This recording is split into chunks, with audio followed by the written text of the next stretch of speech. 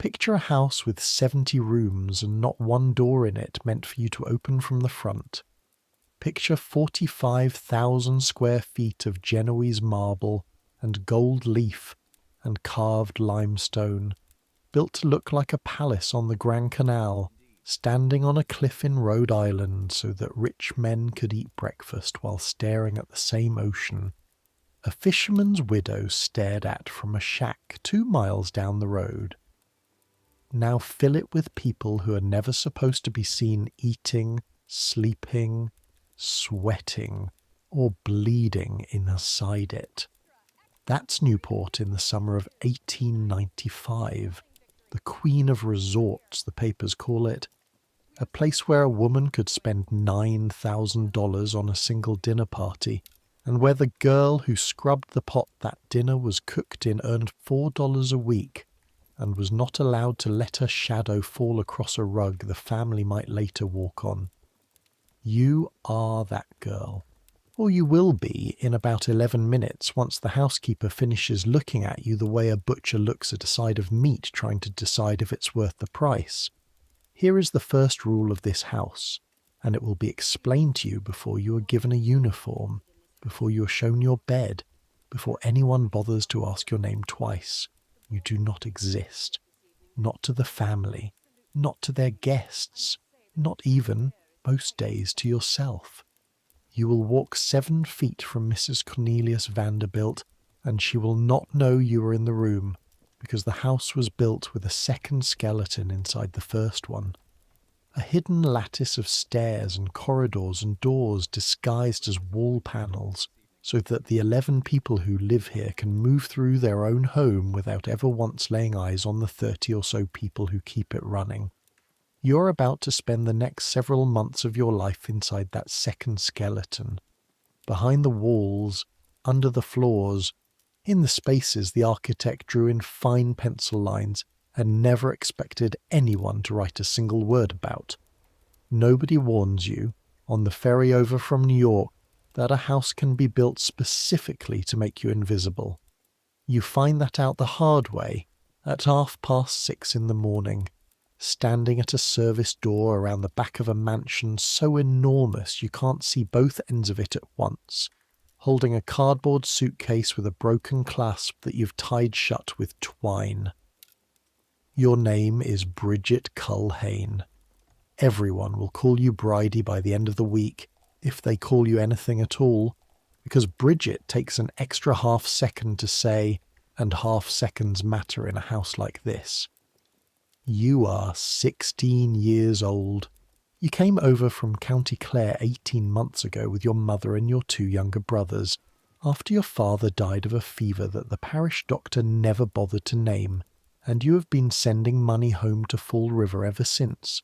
Care of your aunt. $4 here, $3 there, whatever is left after your own board is paid. You have never been inside a house with more than 6 rooms in your life. You are about to work in one with 70, and you do not yet know that it will not see the inside of a single one of the family's actual bedrooms for the entire time you are employed here. Not once, not by accident, not ever, because the rules of this place are built into the walls themselves, and the walls do not forgive. The man who opens the service door does not look at your face, he looks at your hands. Let's see them, he says. You hold them out. He turns them over, inspect your palms, your nails, the calluses at the base of your fingers from a year of scrubbing floors at a boarding house on Thames Street. Good, he says. You've worked. Yes, sir. Don't call me sir. I'm Mr. Averill. I'm the butler, and you'll address me as Mr. Averill. And God help you if I ever hear the word sir out of your mouth, aimed at the wrong person in this house, because there are men who visit here who will report you to Mrs. Dunmore for insubordination, if you say it to them by mistake, and there are others who will report you for saying it to the wrong one of them first. Do you understand? You do not entirely, but you say yes. You're small, Mr. Averill says, still holding your hand, still turning it in the grey early light. That's good. Small is good in this house. You'll be going places a bigger girl couldn't fit. You will remember that sentence for the rest of your life, though you do not know it yet, standing there in your travelling dress with salt spray still drying stiff in your hair from the boat. He leads you in through a door so plain, so unmarked, that you would walk past it 100 times from the street and never guess what lay on the other side. The service corridor beyond it is narrow enough that you have to turn slightly sideways to pass another person coming the opposite way, and it smells like every service corridor in every great house smells, though you don't know that yet either, because this is your first one. Coal smoke and lye soap and hot metal from somewhere below, and underneath all of it, a mineral, stony smell, wet plaster that never quite finishes drying. Because a house this size never finishes anything, it just moves from one unfinished part to the next. The family doesn't come down here, Mr. Averill says, walking ahead of you at a pace that makes you half trot to keep up. The family has never seen this corridor and never will. If you understand nothing else today, understand that. There is the house they live in, and there is the house you live in, and they are the same building standing on the same foundation, and the two of you will pass within a few feet of each other 40 times a day, and you will never once occupy the same space at the same time. That is not an accident. That is architecture. A very famous man drew those walls on purpose. You ask him, because you are 16 and haven't yet learned not to ask questions on your first morning. What happens if you do occupy the same space? Mr. Averill stops walking. He turns around in the narrow corridor, and for the first time he looks at your face instead of your hands. Then you no longer occupy this house, he says. Is that clear enough for you, Bridget Culhane?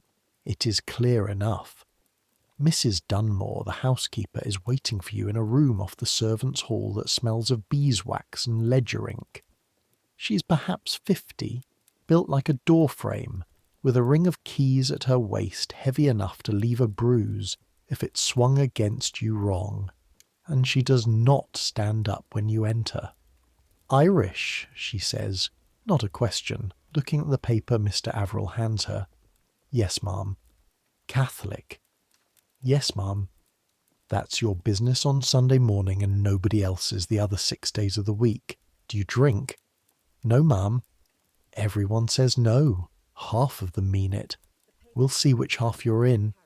She sets the paper down and finally looks at you properly, the way Mr. Averill looked at your hands. An inventory rather than a greeting. $4 a week, room and board, one afternoon free every fortnight and every other Sunday after Mass if your work is caught up. You'll be under housemaid, which means you do what the upper housemaids don't want to do, which is most of it. Grates first, then floors, then whatever else needs doing that nobody senior wants their hands on. You'll rise at 5:30 and you will not stop moving, in any meaningful sense, until 9:30 at night, 6 days a week, and on the 7th you'll go to Mass and come back and do the parts of the work that can't wait even for God. She lets that sit for a moment. Now, the rules of this house. Listen once, because I will not say them twice, and if I catch you breaking one, you will not get a warning. You will get your wages to the day and a walk to the ferry. You have never in your life listened to anything as hard as you listened to Mrs. Dunmore of the next 4 minutes. Rule 1. You use the back stairs, always, every time, even if the front stairs would save you 90 seconds and your arms are full and it is raining. There are 11 staircases in this house. 4 of them are for the family and their guests. The rest are yours, and they're narrower, steeper, and darker, because no architect in the world spends money making a staircase beautiful if the only people using it are paid to be beautiful somewhere else. Rule 2. If you are in a corridor and you hear a member of the family approaching from the other direction, in one of the rare places where your paths might cross, you turn and face the wall. You do not look at them.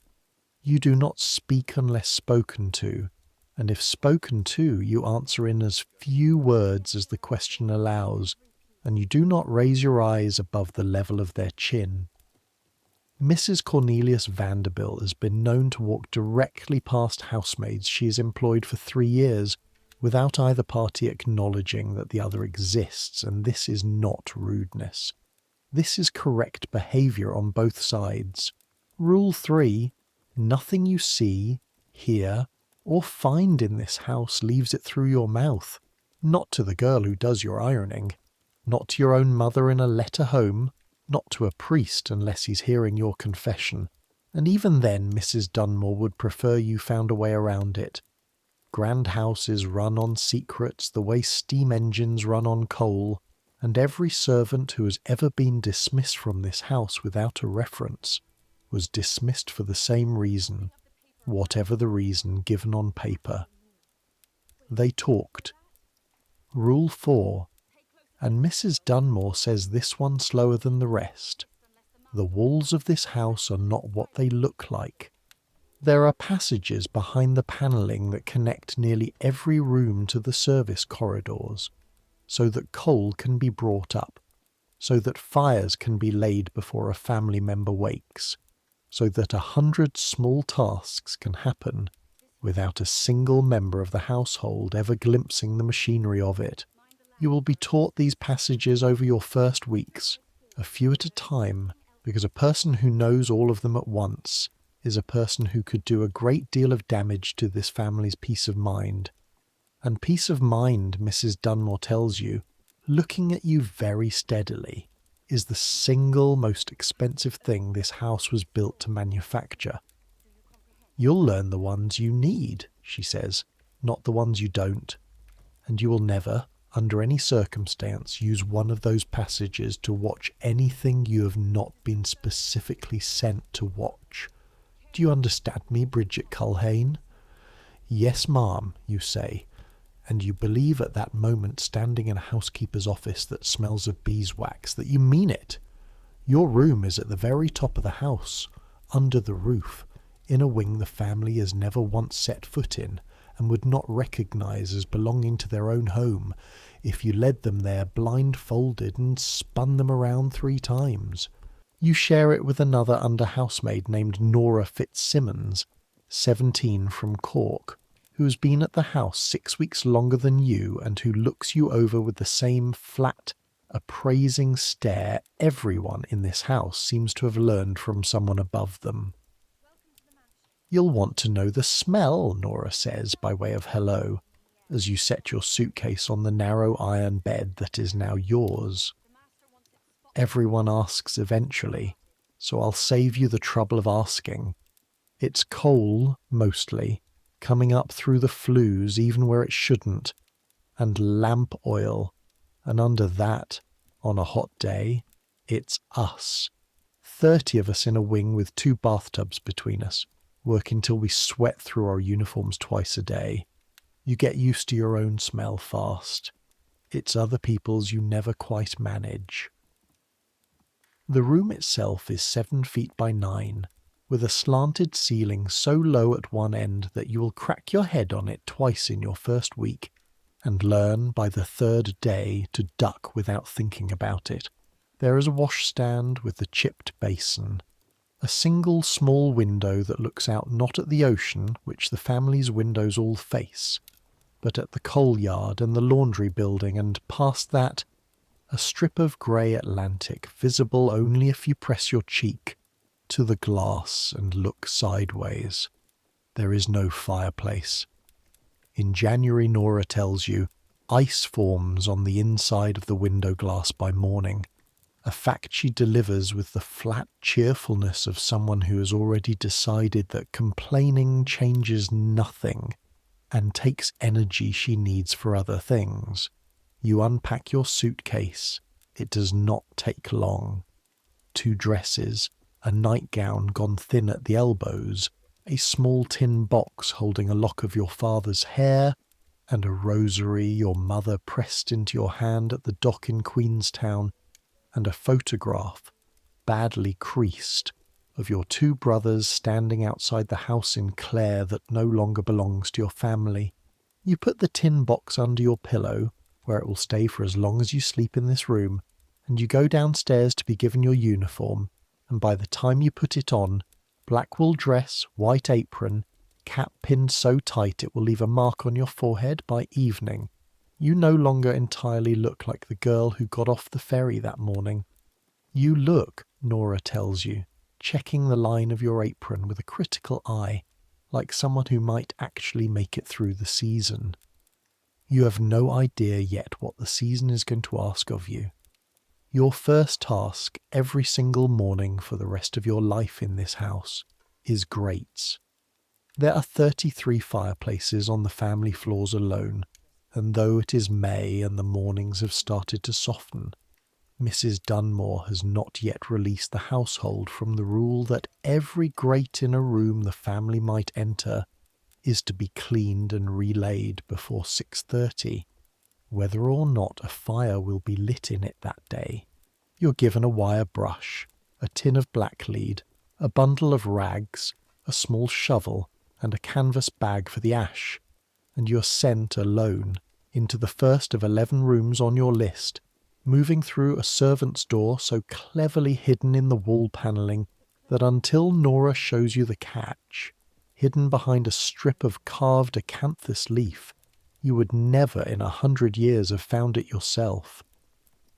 The room on the other side is a morning room done in pale blue silk, with a marble mantle carved to look like it's dripping, actually dripping, frozen mid-drip in white stone, and you kneel on the hearth rug in your black dress, and your first thought, kneeling there at 6:10 in the morning with nobody watching you at all, is that you have never in your life been alone in a room this beautiful, and you never will be again except like this, on your knees, cleaning up yesterday's ash before anyone who lives here wakes up to see the room exist.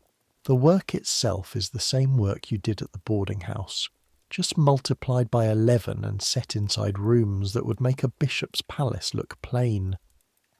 You scoop out the cold ash first, careful of the fine grey dust that gets into everything, your throat, your eyelashes, the creases of your knuckles, and you tip it into the canvas bag with your wrist turned just so, because Nora taught you on your second day that ash thrown carelessly puffs up in a cloud that will settle back down on every surface in the room and cost you twice the work.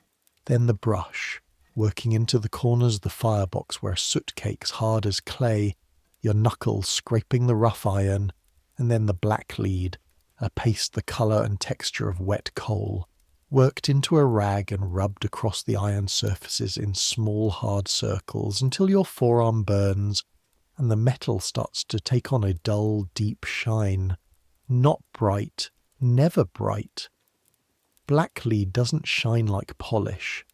It just gets darker and more honest looking the way Nora describes it, until the grate looks like something that has never once held a fire and never will. Your hands are black to the wrist within 20 minutes.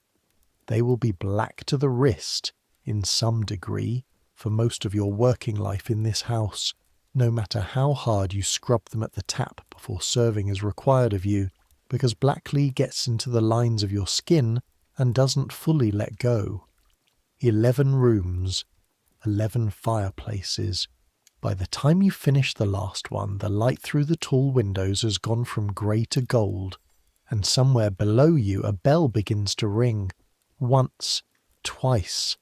A particular pattern that you don't yet know how to read, but that Nora, appearing in the doorway with her own ash bag over her shoulder, translates without being asked. "Breakfast bell for the hall," she says. "Ours, not theirs. Come on, you'll want it. You'll not eat again till noon, and this house does not care.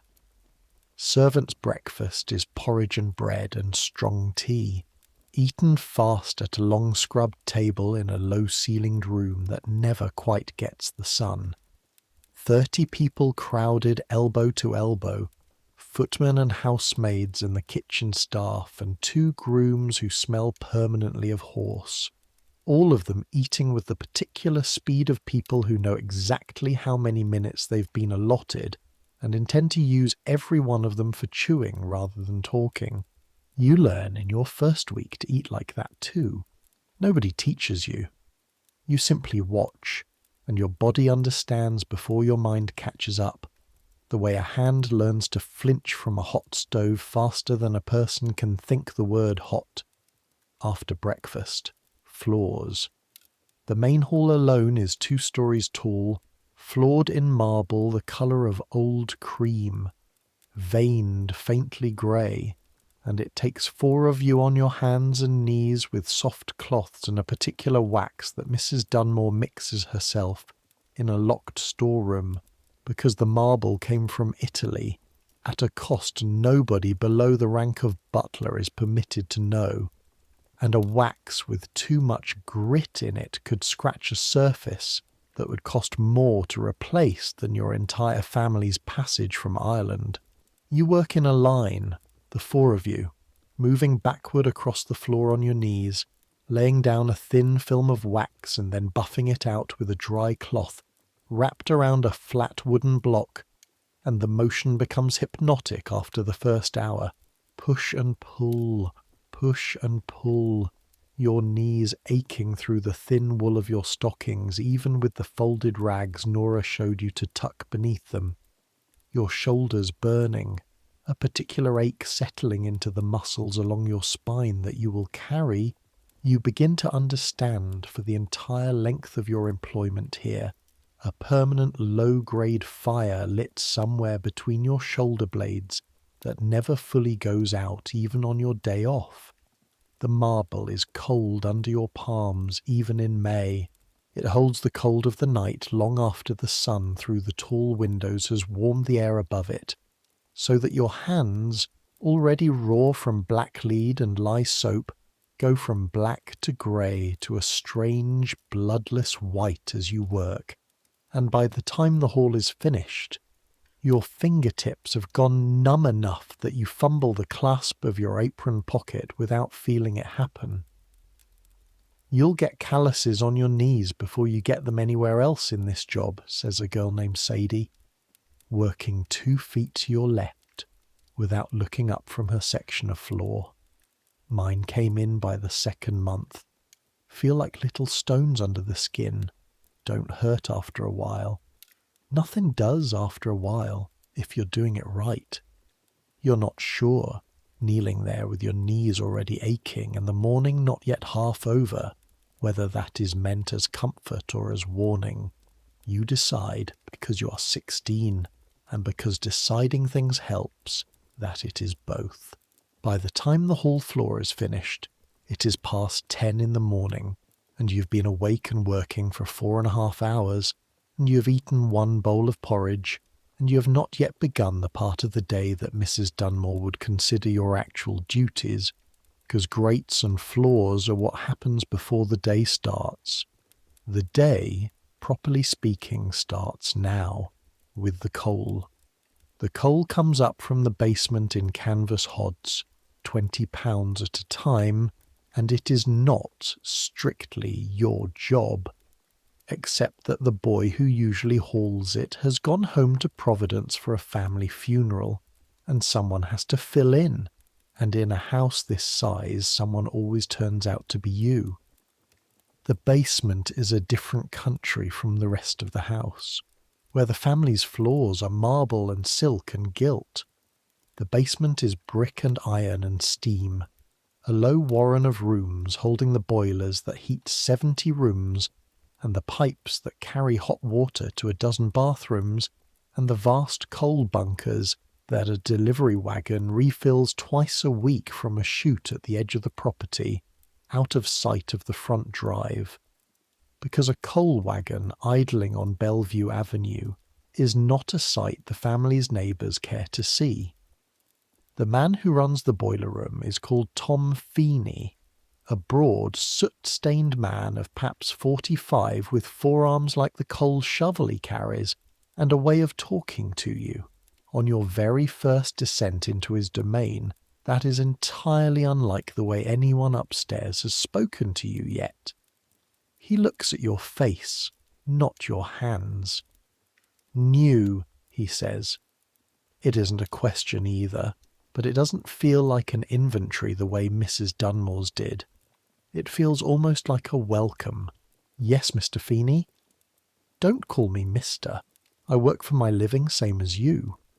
He hands you a canvas hod and shows you, without being asked twice, how to load it so the weight sits low and close to your body, instead of straining your arms out in front of you. First thing you should know about this house, since nobody upstairs will tell you, and it's the only thing down here that actually matters. You know the family had another house before this one. Same name, the Breakers. Wooden place big as a hotel, stood right about where the West Lawn is now. You didn't know that. You say so. Burned to the ground, Feeney says, in November of '92. Middle of the afternoon, if you can believe it. Not the middle of the night like these things are supposed to happen in the stories. Started in the boiler room, near enough to where you're standing now, though that room's long gone. A workman was soldering a pipe joint, or that's what they say, and something caught, and by the time anyone smelled the smoke it had already got into the walls, and wooden walls burn fast, faster than you'd think, faster than anyone standing outside watching could quite believe. He shows you a scar on the back of his left hand, pale and shiny while he talks, the kind of scar that comes from something hot moving faster than a person can move away from it. Nobody died, he says. That's the miracle of it. The family got out, the staff got out, even the horses got out of the stable before the wind carried the fire that far. But the house was gone by nightfall, everything in it. Paintings, furniture, 40 years of a family's belongings, gone to ash in about 6 hours. He hefts a shovel of coal into the firebox with a motion so practiced it looks like breathing. And then the old man, Mr. Vanderbilt himself, God rest him, he didn't rebuild in wood. He hired the best architect in the country, and he told him one thing above everything else. Build it so it can't burn again. Not won't. Can't. That, Feeney tells you, is why the new house is built the way it's built. Steel trusses instead of wooden beams, hidden inside the walls where nobody but a workman would ever see them. Floors of tile and marble instead of wood, all the way down to the subflooring. The boiler room itself moved to the far end of the basement, walled off in brick 1.5 feet thick, with iron doors that seal like a bank vault, so that if the worst happens down here, it stays down here, contained, instead of climbing up through the house the way it climbed through the old breakers in less time than it takes to eat a meal. They call it fireproof, Feeney says, and there's something in the way he says the word. Careful, almost gentle, that you don't fully understand yet. Newspapers love that word. Fireproof house. Makes for a good headline. But I'll tell you something I wouldn't say to anyone who might repeat it to Mrs. Dunmore. There's no such thing as fireproof, not really. There's fire resistant. There's fire that takes longer to spread, and doors that hold it back a while longer than the old ones would have. But you put enough heat in the wrong place, in a house with this much coal and this much gas piped through its walls for the lighting, and you'll find out that fireproof is a word for the newspapers, not a fact for the boiler room. He says this not to frighten you, but the way a man explains the rules of a job he respects, and you will think about those words more than once in the months to come, though you don't yet know how much they will matter. He teaches you the coal route that morning, down the narrow iron stairs from the basement, along a low brick corridor lit by bare gas jets spaced every 20 feet, up a second set of stairs hidden behind a door in the butler's pantry, and from there into the service corridors proper, where you carry your hod of coal, arms burning, palms blistering against the rough canvas straps, to whichever of the family's fireplaces has been designated for lighting that day, even in May, because Mrs. Vanderbilt feels the damp off the ocean in her joints and likes a small fire in her sitting room most mornings regardless of the calendar. By the third trip, your shoulders feel as though someone has driven a wedge between them and left it there. By the fifth, your palms have started to weep at the base of your fingers, where the canvas strap rubs the same 4 inches of skin over and over. By the eighth, you have stopped noticing the pain in any specific way and have started experiencing it as a kind of background weather, a fact of the day rather than an event within it, the same way you stopped, somewhere around your third fireplace that morning, noticing the smell of blacklead on your own hands. You carry coal until noon.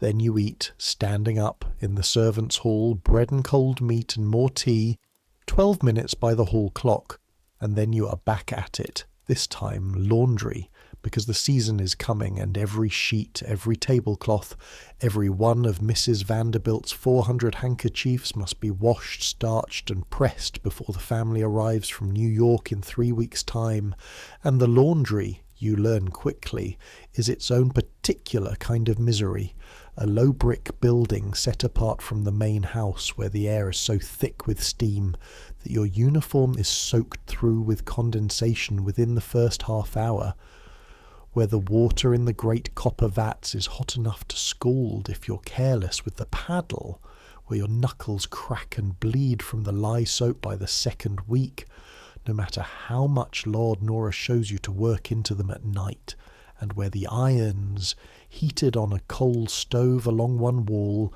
are heavy enough that lifting one for 6 hours straight leaves your wrist trembling by evening, unable to hold a teacup steady at supper without your hand shaking like an old woman's.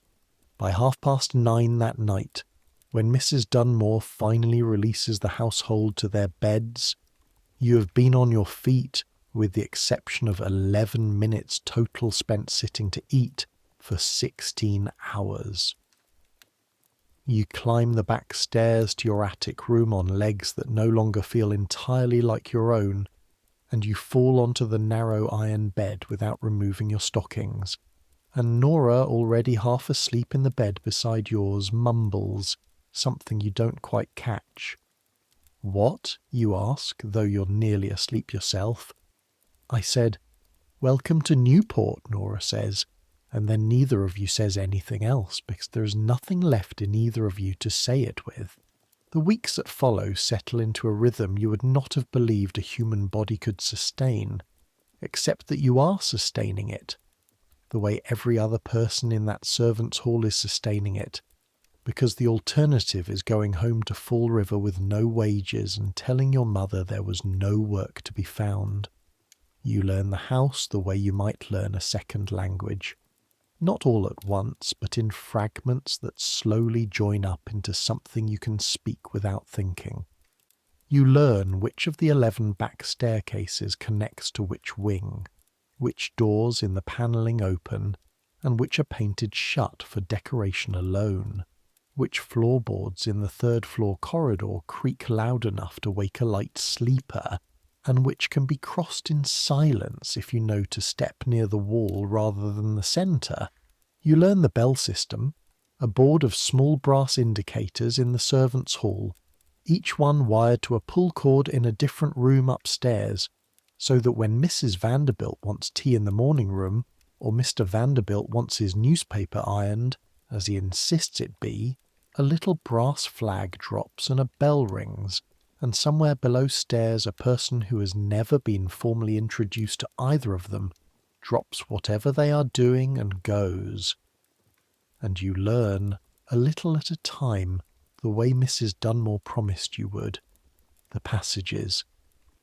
Mr. Averill shows you the first one properly in your third week, a door concealed behind a fold of curtain in the second-floor gallery that opens onto a narrow stair rising between the outer wall and an inner one, lit by a single gas jet every other landing, so dim that you must feel your way with one hand on the brick and the other cupped in front of your face until your eyes adjust.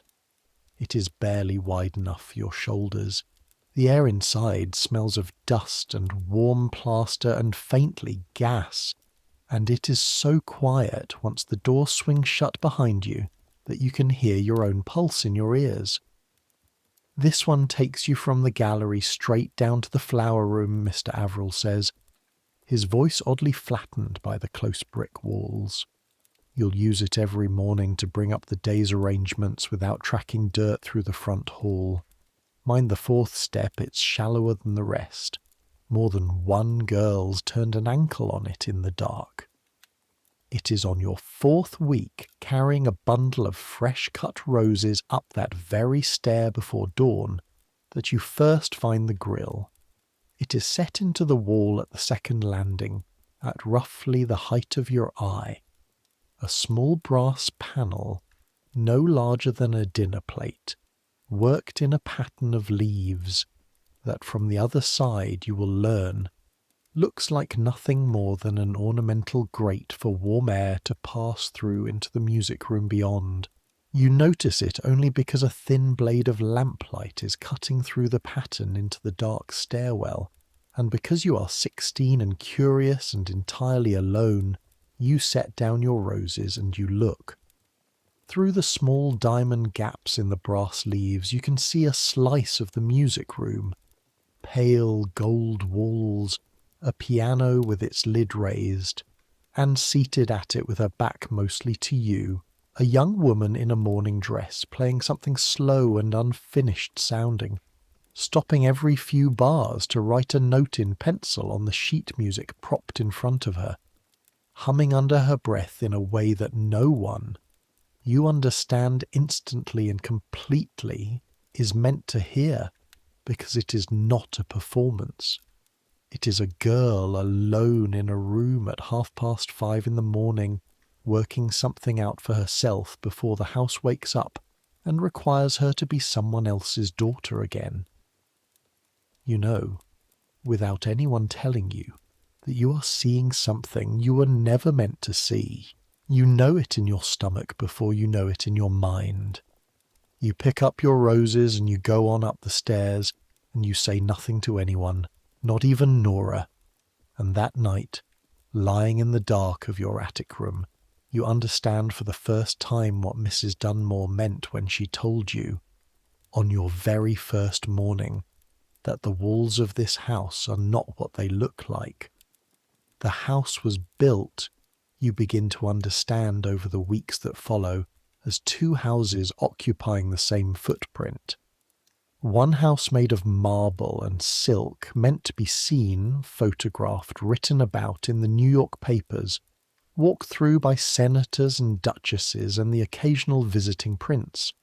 And a second house, made of brick and narrow stairs and hidden doors, meant never to be seen at all. A house whose entire purpose is to let 30 people move constantly through the first house without the first house ever having to acknowledge that it needs them. You come to realize, a resident of the second house. You will polish the silver that will sit on a table you're never permitted to be photographed near. You will lay fires in rooms whose furniture costs more than your father earned in his whole life. You will carry, on any given evening, 100 small secrets past the family without either side registering the transaction, because that is what the grill in the music room wall taught you, in the space of 30 seconds, before you even understood you were being taught anything at all. The walls of a house like this one are full of small openings, put there by an architect for entirely practical reasons, ventilation, sightlines for service, and every one of those openings is also, whether anyone intended it or not, a place where the house's secrets, and the house's servants can meet in the dark and look at each other without either quite being caught. You do not go looking for the grill again. You promise yourself that walking back to your room that night, your knees still sore from the day's floors. You will keep that promise for 11 weeks, and then, on the night everything changes, you will not. You learn most of what you know about the family and about the world above stairs generally, not through anything you witness yourself, but through the servants' hall, which functions, you come to understand, as its own kind of newspaper, printed nowhere, read by everyone, more reliable in some ways than the actual papers, and considerably more dangerous to be caught quoting. It is Sadie, the floor-polishing girl with the calluses on her knees, who tells you about the panic. "You'll hear the guests talk about hard times," she says one evening, "the two of you shelling peas at the servants' hall table, because a girl in the kitchen has come down with a fever, and the work has to go somewhere. And you'll want to laugh, because look at this place. Look at what they're building. $7 million they say this house cost. More than that if you believe some of the newspapers, and half the country still hasn't recovered from 93. You ask her what happened in 93 because you were still in Ireland then, a girl of 14 who had never heard the word Newport. Banks failed, Sadie says, with the flat authority of someone repeating something she heard from someone more certain than herself. Railroads went under. Men who thought they were rich as kings woke up one morning, owning nothing but the coat on their back. There's families used to summer on this same street who don't come anymore, sold their cottages or shut them up and let the grass grow over the lawns, because the money just wasn't there behind the name anymore. You'd not know it to look at Bellevue Avenue today. All this building going on, this house and the Astor's place down the road, and the new one going up for the Wetmores. But that's exactly the strange thing about it. Some of them lost everything, and the ones who didn't just built bigger, like they were trying to prove the panic never happened to them at all. You think about that for a long time afterward, kneeling on the marble floor the next morning, the cold coming up through your knees into your bones.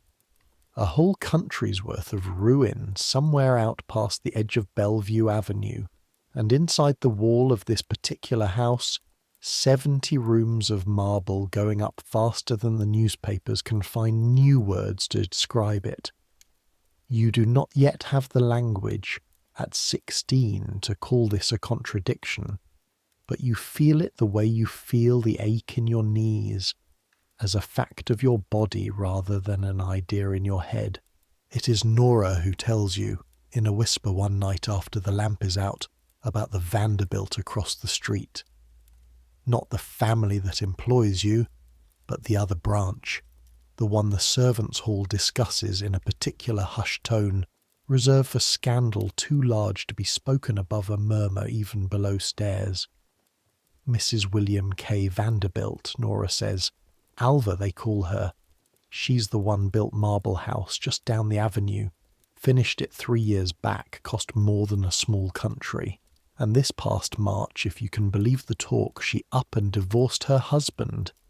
You do not, at 16, fully understand what scandal there is in that, and Nora, delighted to have found something you don't already know, explains it to you with the relish of a girl passing on forbidden knowledge. Nobody divorces, she says, not people like that. You might hate your husband. You might live in separate houses on separate sides of an ocean and never speak a civil word to each other again. But you stay married because divorce is a scandal that follows you into every drawing room in New York for the rest of your natural life. And she did it anyway. Walked away from him in front of God and every newspaper in the country, and married again inside the year to a man who used to be her husband's best friend. And you know what the strangest part is? You ask what? She's still received, Nora says, still invited everywhere, Still runs half the society in this town with an iron fist, divorce and all. There's women who'd sooner die than have their name touch the word divorce. And there's Mrs. Oliver Vanderbilt doing exactly as she pleases and daring the whole of society to say a word to her face about it. You will think about that story more than once in the months to come. The idea that even up there, among the marble and the gold leaf, a woman's whole life could be rearranged by a decision nobody below stairs was ever consulted about, and that the entire machinery of servants and secrecy and hidden staircases existed, in some sense, to make sure the rearrangement looked effortless from the outside, however much it cost on the inside. There is other news that summer too, news that moves through the servants' hall the way weather moves through a valley, sudden and total. In late July, word comes down from the front of the house, carried by Mr. Averill, in a voice unusually subdued for a man who prides himself on giving nothing away, that Mr. Richard Morris Hunt has died. You don't know the name at first. It is Tom Feeney, of all people, who explains it to you properly, the two of you crossing paths in the basement corridor with your respective loads, coal for you, ash for him. He's the man who built this house, Feeney says, drew every line of it. The walls you're carrying that coal through, the stairs you climb 40 times a day, every brick of that boiler room I run.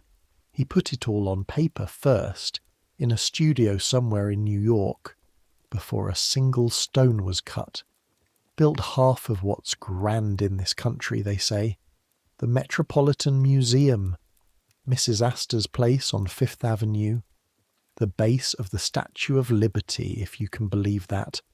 A man who designed a pedestal for a statue tall enough to see from the harbour, and also designed the exact width of the stair you nearly fell down last week. He's dead, you say, because it seems important to say it plainly. Just finished this place near enough, Feeney says. Worked himself into the ground doing it, they say. Same as most men who build things this size for other men who never lift a shovel themselves. 67 years old. Died up in New Hampshire, a place he had for the summer. Resting, they said, though it doesn't sound like much rest to me. Working a man until his heart gives out and then sending him off to a mountain to recover from a job he'd already finished. There is something in the way Feeney says it, unhurried, matter of fact, that stays with you longer than the fact itself. A man had drawn this entire world, the marble halls above and the brick corridors below, the visible house and its hidden twin, and had died within days of finishing it, as though the house itself were a kind of enormous weight that had finally been set down, and the setting down of it had been the last thing his body had strength left to do. You think of the grille in the music room wall, the small brass panel worked in a pattern of leaves, and you wonder whether Mr. Hunt drew that too, on some page in a studio in New York. A tiny detail among 10,000 others, never imagining that a 16-year-old girl from County Clare would one day stand on the other side of it in the dark, holding an armful of roses, learning something about this house that its own architect might never have intended anyone to learn at all. There is talk, too, that same summer, of a man named Ward McAllister, though he is not talked of in the present tense, having died back in January, and it is Nora, again, who fills in what you don't know, this time over a shared basin of washwater at the end of a long day.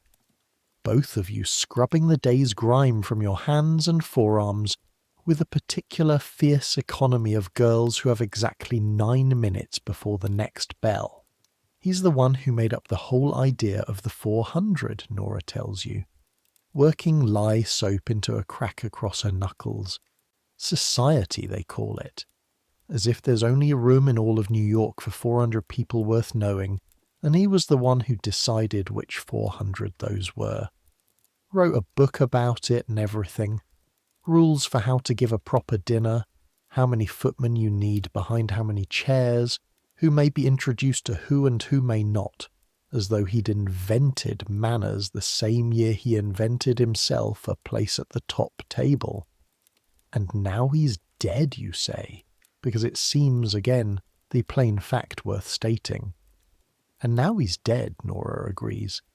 And half the women he used to arrange dinner parties for wouldn't have him in the house those last few years, they say, because he wrote up their private conversations for the newspapers once too often, and there's nothing this crowd hates worse than a man who repeats what he hears in a drawing room. Funny thing to think about, isn't it? Working where we work. The man who taught them all how to look effortless in front of each other, and in the end it was his own mouth that finished him, saying things a proper servant would have known better than to say out loud in the first place. You think about that, scrubbing the black from beneath your own fingernails more than once in the weeks that follow. A man dies, forgotten within a season by the very people whose whole way of living he invented because he could not, in the end, keep a secret the way a servant is expected to keep one every day of her working life without a single line of it ever appearing in a book. You have been in this house not yet 2 months, and already you understand something Ward McAllister apparently never learned in his entire career of dinners and rules and printed introductions, that the people who last longest inside a world like this one are never the ones who talk about what they've seen. They are the ones who disappear into the walls and say nothing at all. Your first free afternoon comes at the end of your 4th week, a Sunday, after Mass at St. Mary's, where you kneel among 24 other servant girls from the great houses along the avenue, all of you in your good dark dresses, all of you with a particular grey exhaustion around the eyes that comes from a month of grates and floors and coal, and where the priest's sermon washes over you largely unheard, because your body has learned, over 4 weeks, to rest itself in any position that does not actually require you to fall asleep on the spot. Afterward, Nora takes you to the cliff walk, a narrow public path that runs for 3.5 miles along the very edge of the bluffs. The great houses are built upon close enough to some of the mansions that you could, if you dared, reach out and touch the iron fence separating a manicured lawn from a sheer drop to the rocks and the sea below. They tried to close it, Nora tells you, as the two of you walk south along the path with your bonnets tied against the wind coming hard off the water. More than once. The families along here, some of them, wanted the path moved back, wanted their lawns to run clean to the cliff edge without some public right-of-way cutting through the middle of their view. But it's an old fisherman's path, older than any of these houses, been walked by ordinary people since before a Vanderbilt ever set foot in Newport, and the courts ruled they couldn't close it after all. So here we are. The one place in this whole town where a girl like you or me can stand on the same ground as people worth more money than God, and neither one of us needs an invitation. You stand at the edge of the path where it curves around behind the very house you have spent 4 weeks scrubbing on your hands and knees, and for the first time since you arrived, you see it from the outside. It is enormous in a way that is almost impossible to hold in your mind while you're inside it, buried in its corridors and staircases, task after task filling your vision until the house becomes nothing but a sequence of rooms you're responsible for.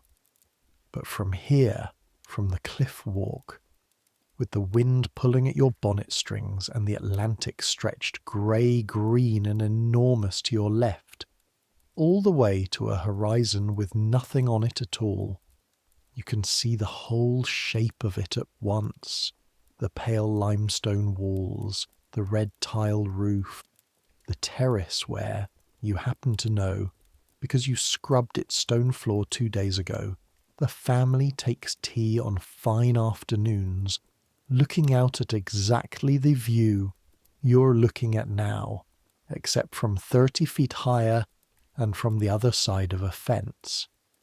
You understand something standing there that you could not have understood from inside the house, on your knees with a wire brush in your hand. The ocean does not care about any of it. The same grey water that the family gazes at from their terrace, sipping tea poured by hands they will never look at, is the same water that pounds the rocks below the public path, where you and Nora and every other servant girl in Newport are permitted, by an old law older than any of these fortunes, to stand and look at it for free. The house cost $7 million and took the last years of a great architect's life to build, and none of that changes the fact that the ocean has been doing exactly this same grey, rolling and breaking against exactly these same rocks, for longer than any family name has existed to attach itself to the cliff above. There is something almost like relief in that thought. Standing there with your feet aching in your good shoes and your knees still faintly sore from the week's floors. The house is enormous. Your life inside it is small, invisible, measured out in coal hods and great blacking and 16-hour days. But the ocean is larger than the house. It was here before the house, and it will be here after it. And for one afternoon a fortnight, you get to stand at the edge of it and remember that fact with your own eyes instead of just believing it the way you believe things you're told. You're doing the thing everyone does their first time out here, Nora says, watching you. Standing there like you've found religion. Haven't I? You ask, only half joking. Nora laughs, but not unkindly. Wait till your feet start hurting from standing. That'll bring you back down to earth, same as anything. She takes your arm and steers you further along the path, south toward another mansion, this one nearly as large as the one you both work in. Come on. There's a bench past the ochre court gate where we can sit without some gardener chasing us off. And I've a bit of bread and cheese in my bag if you're hungry, which you always are, same as I always am, same as everyone in that servants' hall is, always hungry in a house that could feed the entire parish of Clare for a year off what gets thrown away from a single dinner party. You sit, you eat. Below you, far below, the Atlantic keeps doing what it has always done, indifferent to Marble House and the breakers and Ochre Court and every other palace strung like beads along 3.5 miles of cliff, indifferent to panics and divorces and dead architects and 16-year-old girls with black lead, worked permanently into the creases of their knuckles. And for one afternoon, that indifference feels less like coldness and more like the only fair thing left in the whole arrangement. You will come back to this spot more than once over the summer, on the fortnightly afternoons Mrs. Dunmore allows you, and each time the house will look a little smaller from the outside and the ocean a little larger, and you will start to understand that this is not because the house is actually shrinking, but because you are learning slowly the trick of holding both things in your mind at once.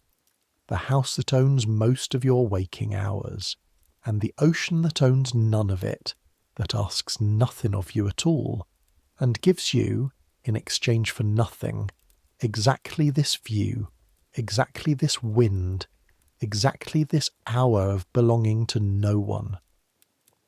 The family arrives from New York in the second week of June, and the house changes overnight from a building under quiet, patient construction into something closer to a machine running at full steam, every gear of it turning at once. You are given, for the first time, actual glimpses of the people you have spent a month cleaning up after without ever seeing. Mr. Cornelius Vanderbilt himself, a heavy-set man in his early 50s with a beard going grey, and a way of walking through his own front hall as though he is slightly surprised every time that so much marble belongs to him. Mrs. Vanderbilt, straight-backed, precise, dressed even at breakfast in a way that would count as formal wear in any house you have ever set foot in before this one, and the children, 4 of them still at home that summer, ranging from a boy not yet 10 up to the young woman you now know, though you have never been told her name directly, must be the one who plays the piano alone before dawn, because you catch her one morning crossing the upstairs gallery at the exact hour the music room lies just beyond the panelled wall, and something in the shape of her, the tilt of her head, matches what you saw through the grill closely enough that your stomach does a small guilty flip. Her name, you learn from Nora, who learns everything eventually, is Gertrude. You are told, in your first week of the family's residence, never to use that name, not even below stairs, not even in a whisper, because names have a way of leaping the distance between the servants' hall and the front parlour faster than anyone below stairs ever intends, and Mrs. Dunmore has dismissed girls before for less than being overheard using a Christian name that wasn't theirs to use. The season itself, you learn, is a specific and demanding season, not simply the months of June through September, but a calendar within that calendar, a sequence of dinners and teas and calls and drives along Bellevue Avenue in open carriages, all of it building, everyone in the servants' hall agrees, toward a single evening near the end of the summer, the ball. You have never seen anyone below stairs work the way this house works in the 2 weeks leading up to it. The kitchen alone requires a small army. The head chef, a Frenchman named Monsieur Bardot, who speaks to his undercooks in a mixture of French and English so fast and so furious that you can barely follow half of what he says, even when you happen to be standing close enough in the corridor to hear it, is planning a supper for 200 guests, course after course after course, and the scale of the preparation defeats your imagination even as you are, in a small way, part of it. You spend 3 full days doing nothing but polishing silver, an endless gleaming forest of it laid out on baize cloth in the butler's pantry. Forks and fish knives and salt cellars and epergnes so ornate you cannot at first tell what they're even meant to hold, each piece rubbed with paste and buffed with a soft cloth until your own reflection, distorted and strange, stares back up at you from the bowl of every serving spoon. Your hands ache in a new way by the end of those 3 days. Not the raw, cracked ache of lye soap or the deep bone ache of scrubbing marble, but a tight, cramped ache that runs from your fingertips up through your wrist. The specific fatigue of small, precise motions repeated 10,000 times, and at night you dream, more than once, of silver forks marching endlessly across a black cloth. More of them arriving every time you finish a row. The flowers arrive by the cartload, hothouse roses and lilies and enormous ferns that must be arranged in the ballroom and the supper room and the hall, and you are pressed into service there too, hauling water, sweeping up trimmed stems and fallen petals, your apron soon stained green at the hem from kneeling in cut foliage. Mrs. Dunmore, you notice, has stopped sleeping what anyone would call a full night.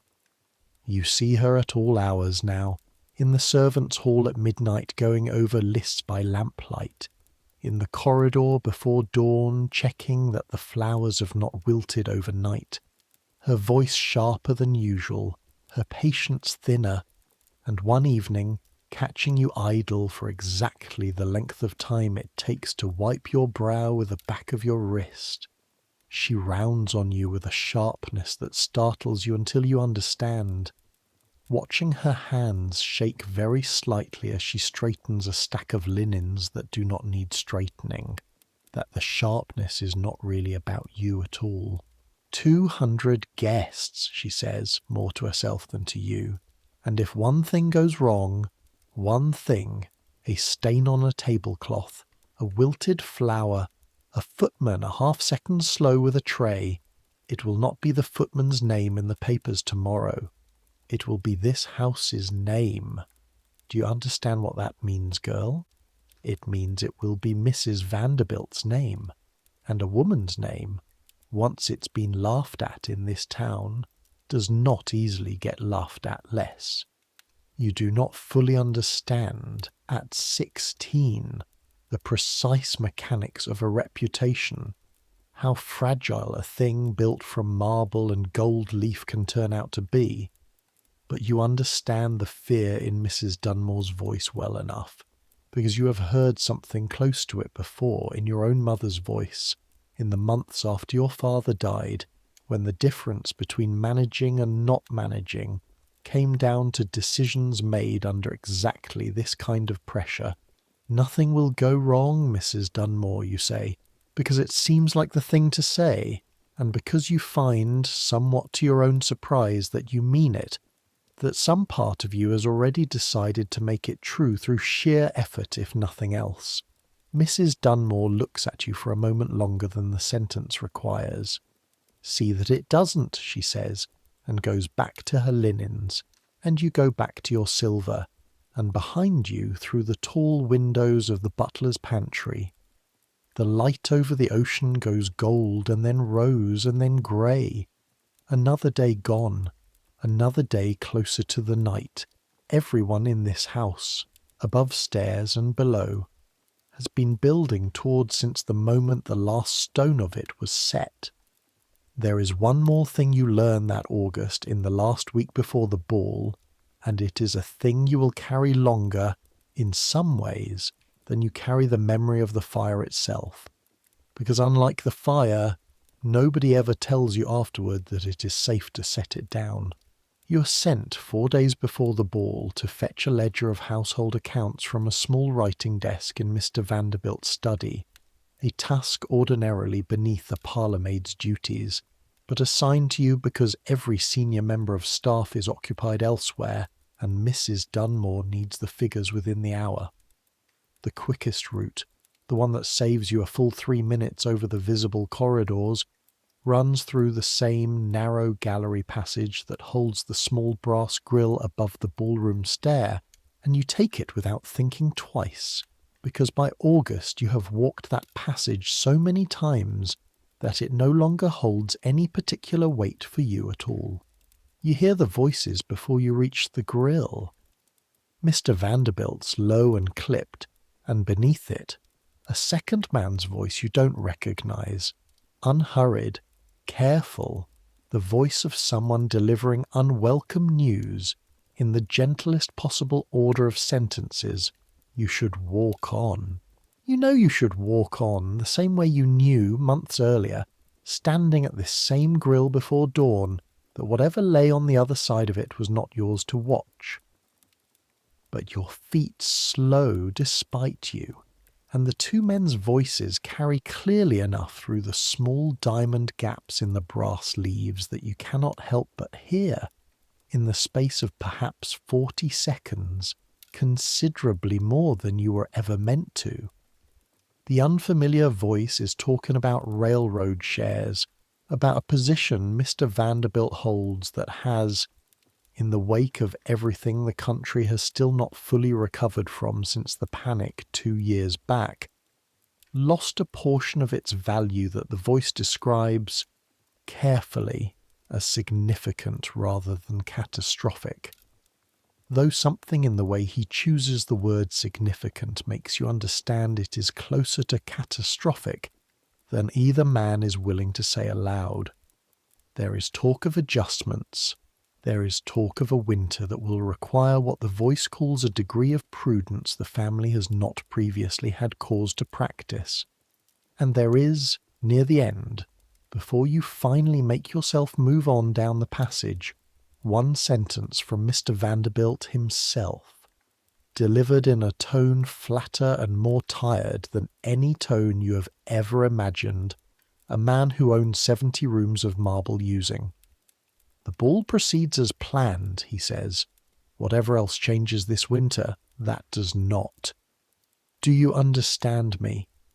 200 guests will leave this house believing nothing in this family's fortunes has shifted by so much as a hair. Because the moment they believe otherwise, every door in this town that currently opens for us starts closing, one after another, faster than any of us could stop it. You walk on, you fetch the ledger, you deliver it to Mrs. Dunmore within the hour exactly as instructed, and you say nothing about the voices you heard on the way, because by August you have learned, thoroughly and completely, the difference between the things this house permits you to overhear by accident and the things it would consider a betrayal for you to repeat.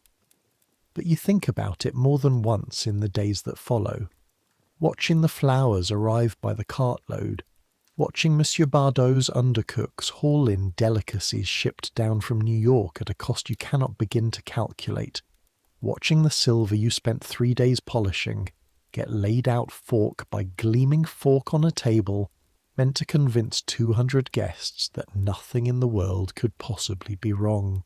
You think about Sadie, months earlier, telling you that some families lost everything in the panic and others just built bigger, as though building bigger were proof against ruin rather than, perhaps, in at least one case you now know of firsthand, a very expensive way of pretending the ruin isn't creeping steadily closer. You think of your own mother in Fall River, counting the $4 you send home each week down to the penny, and you understand, in a way you could not have understood 4 months earlier, standing at a service door with a suitcase held shut by twine, that the difference between your family's poverty and whatever quiet trouble is circling this one is not a difference in kind so much as a difference in scale, and in who is required to know about it, and in how much marble stands between the trouble and the people who might otherwise notice it. It is, you realize, the truest secret this house has asked you to keep all summer, truer even than the fire that very nearly undid the ball 4 days later. Not that something might go wrong. Every house, rich or poor, carries the possibility of something going wrong. The secret, the one Mr. Vanderbilt himself asked an accountant to help him keep, the one you were never meant to overhear and will never once repeat, is that from the outside, on the night of the ball, in the blaze of 200 candles and 100 more, besides, nothing was ever allowed to look like it had gone wrong at all, whether or not behind the walls where you live and work and are trained never to be seen, it already had.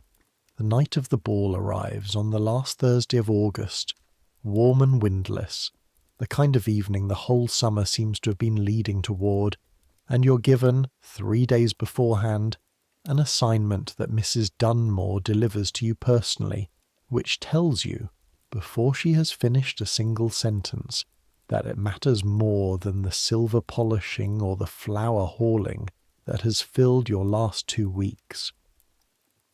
You'll be stationed in the second-floor gallery passage, she says, at the grill above the ballroom stair landing.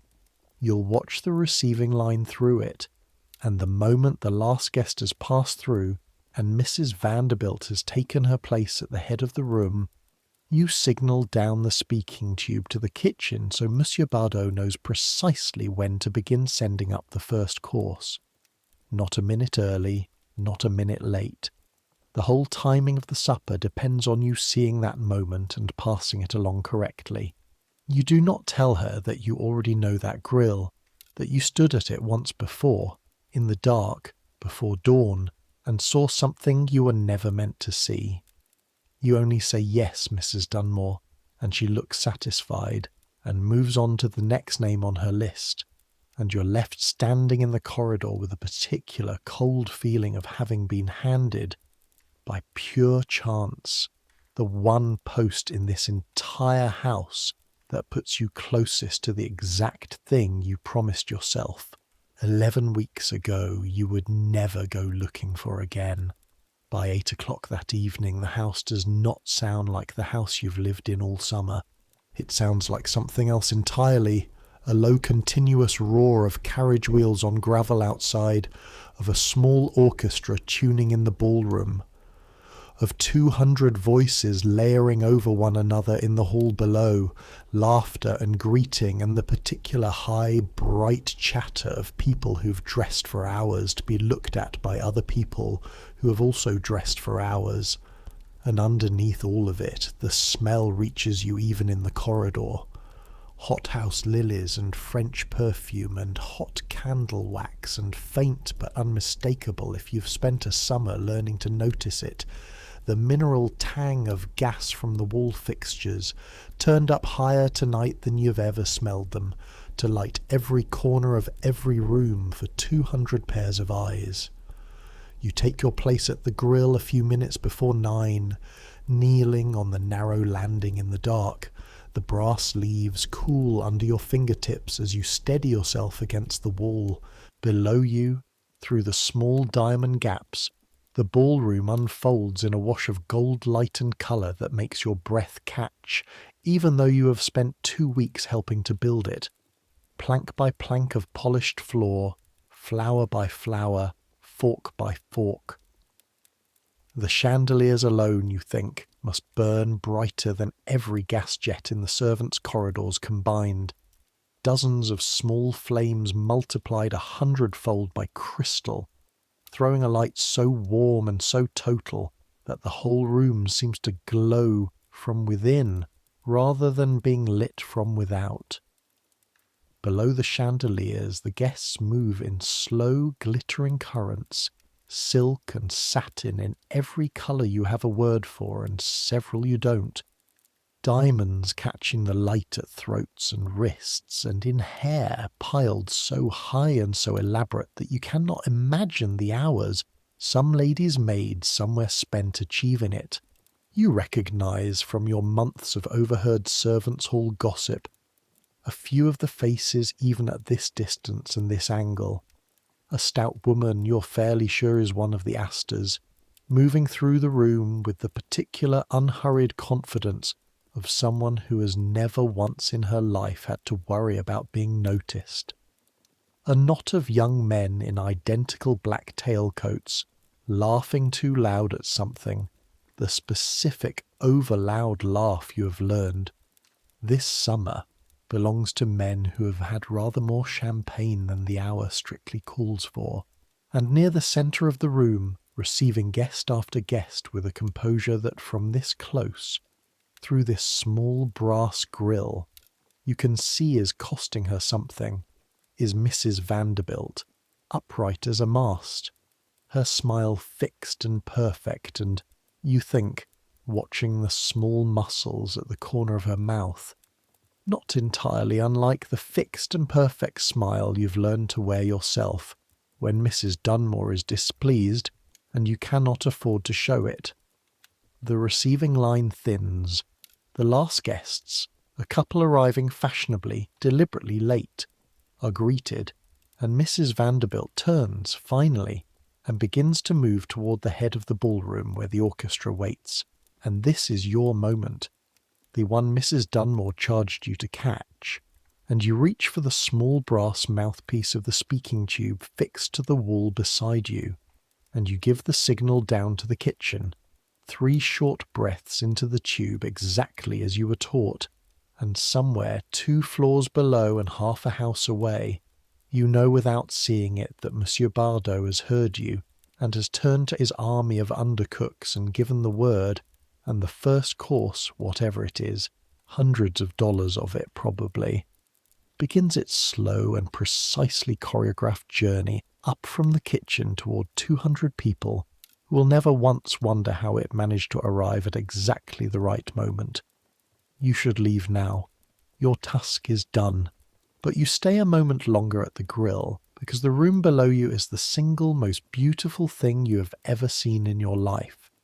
And some part of you, the part that is still 16 and still capable of being simply astonished rather than simply exhausted, wants to hold the sight of it a little longer before you turn back to the dark corridor and the coal hods and the grates that will need laying again in 9 hours, regardless of anything that happens tonight. It is in that extra moment, the one you were not assigned to take, that you first smell the smoke. For half a second you tell yourself it's only candle smoke drifting up from the ballroom, 200 candles burning in silver sticks along every table. Of course the air smells of it. But this smell is different, sharper, with an edge to it that candle wax does not have, and it is not coming from below you at all. It is coming from behind you, from the dark stretch of corridor leading back toward the service stair, where 2 weeks of ball preparation has left crates of trimmed greenery and spare bunting stacked along the wall, waiting to be cleared away once the last decoration was hung.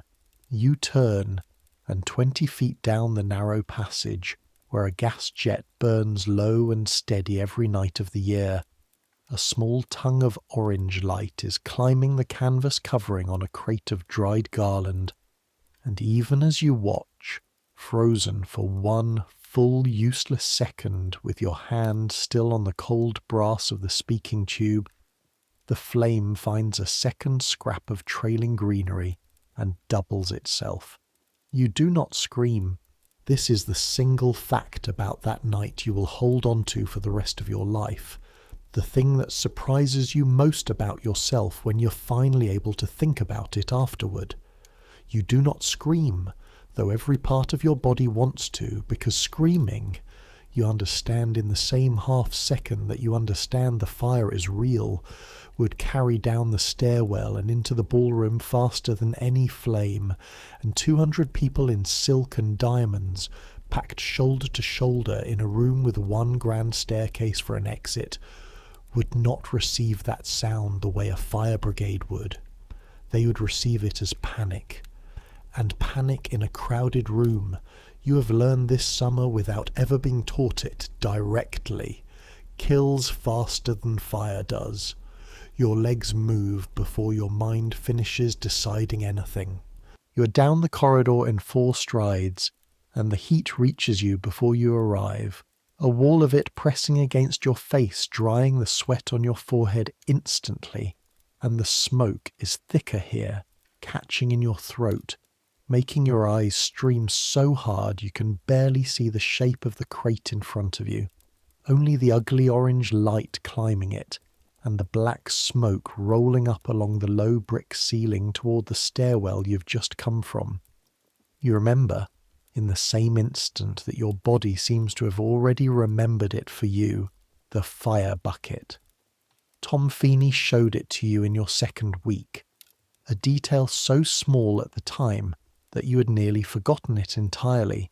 A row of tin buckets kept filled with sand along the service corridors on every floor, required, he told you, by the insurance company that underwrote the house, though he'd said it with the same careful weight he'd used talking about the old wooden breakers burning to the ground in 6 hours.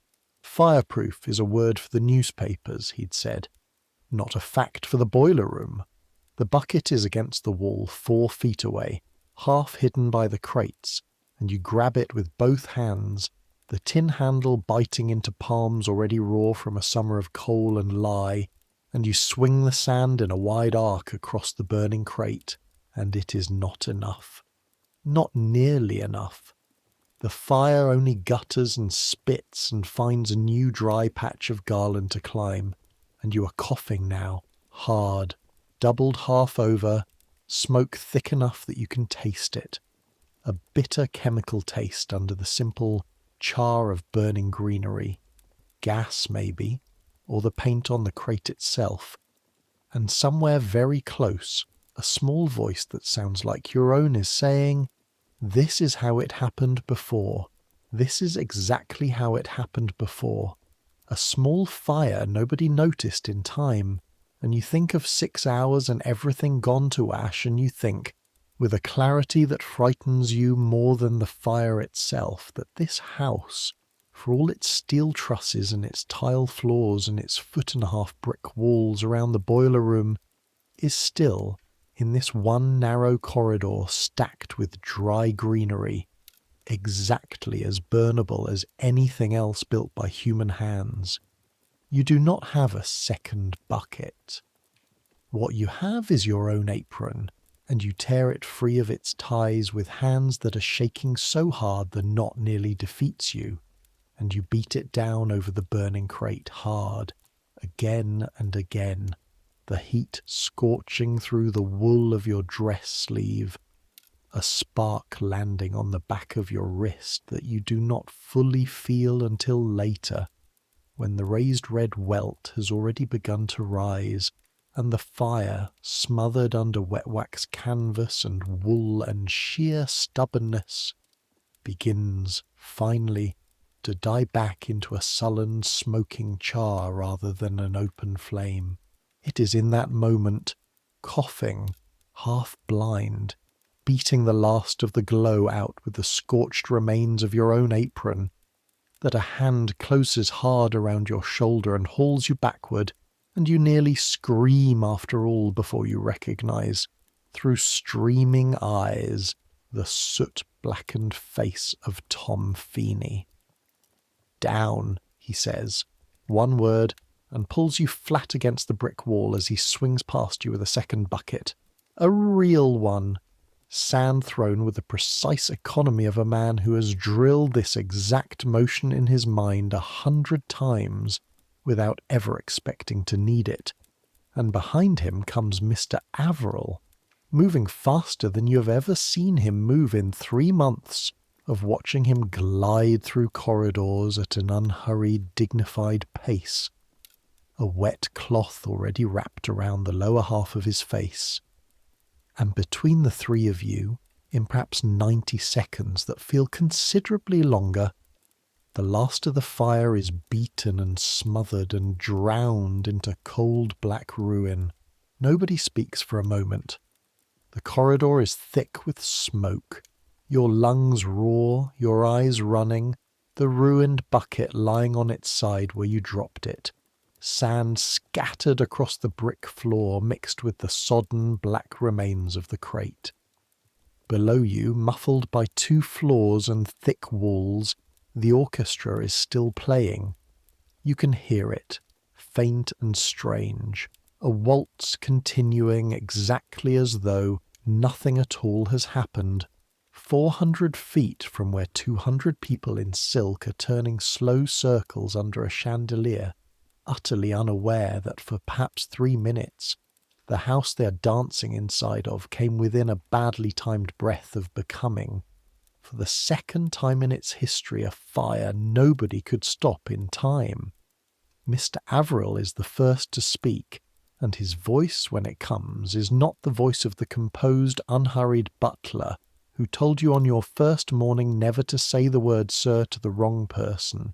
It is low, and it is shaking, very slightly, in a way you suspect he would rather die than let anyone above stairs hear.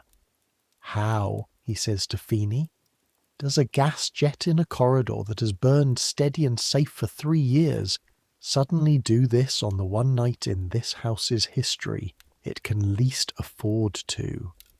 Feeney is on his knees, examining the blackened valve at the base of the jet, his soot-stained fingers moving over the brass fitting with the same careful attention he brings to every pipe in his basement kingdom. "Turned up too high," he says after a moment, "same as every fixture in this house tonight, so the ballroom would blaze bright enough for 200 pairs of eyes to see every diamond in the room. Nobody thought about what an extra hour of that kind of heat does to a valve packed too close to 2 weeks of dry greenery.